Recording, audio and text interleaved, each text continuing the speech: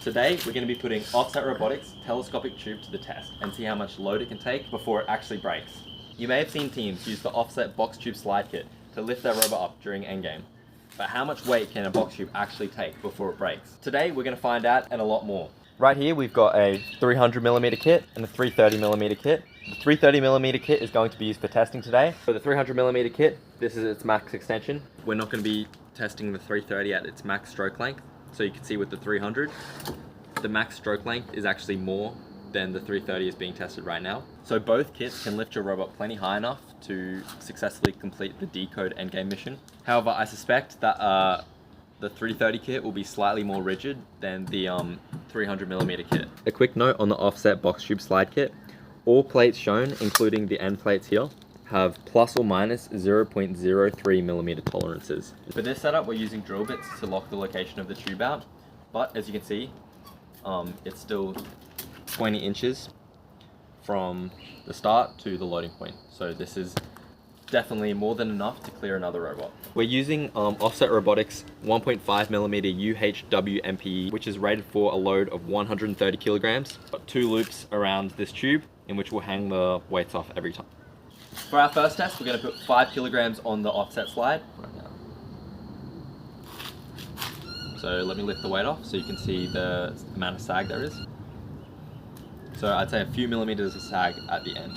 Let's work our way up to 7 kilograms.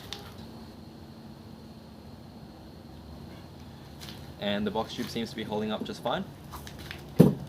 Next up, we've got a 10 kilogram dumbbell.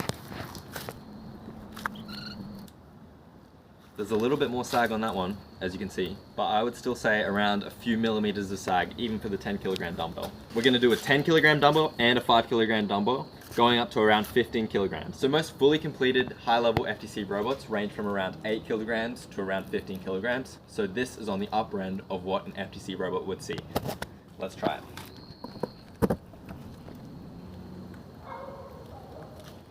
So no issues there from our box tube slide kit. You should be able to see that besides a little flex, we're nowhere near breaking point and we're still only in the millimeters of sag on the system. Next up, we're going to put 20 kilograms on the system. This should be the most weight this box tube slide kit would ever see from a robot. Right.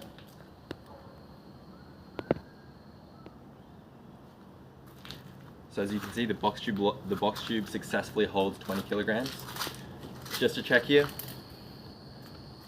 we're still well above the 18 inches needed.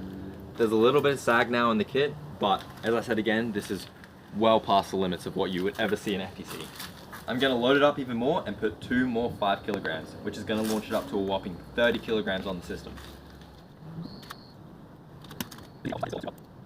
As you can see, our box tube slide kit is still holding on right here. So as you can see, the system actually still moves pretty alright with 20 kilograms on it.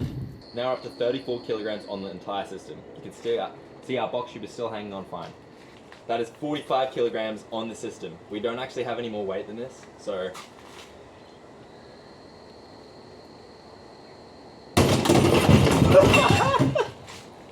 this was the tube we used for testing round 1, whereas this is the tube that was actually replaced for round 2 of testing. So this time, because this is our second test, this tube has already undergone a little bit of material fatigue. So you can see that it's actually broke in this place instead of this place, because this was the tube we used for testing round 1, whereas this is the tube that was actually replaced for round 2 of testing. Compared to last time, our bearings are holding up a little bit better. There's sort of an arc in the bottom row of our screw, but it's a little bit better than last time. But if you actually look at the bearing and the insert itself, it's still super stable. See, the bottom and top are actually completely fine.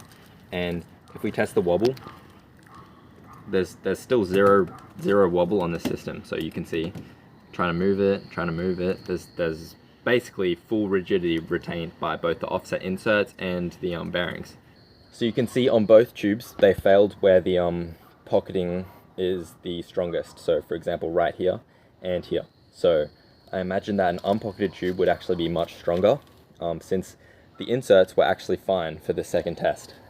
Our box tube slides still slides in and out. The screws are a little bent though.